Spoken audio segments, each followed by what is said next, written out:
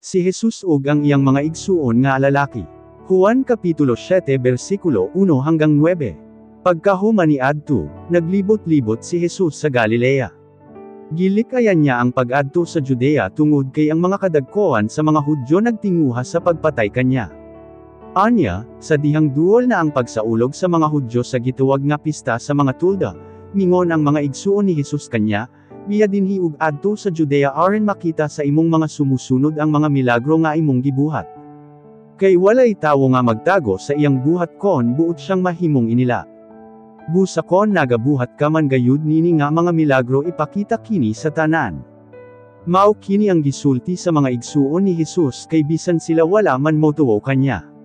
Mingon si Jesus kanila, mahimo ninyong buhaton ang inyong gusto sa bisan ansa nga panahon, apan alang kanako, dili pa kini ang gusto nga higayon nga buhaton ko ang angay kong buhaton.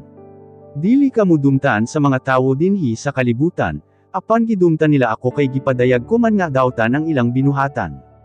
Kamulay tambong sa pista. Dili ako mutambong kay dili pa kini ang akong tukma nga panahon. Human niya kini masulti kanila nagpabilin siya sa Galilea.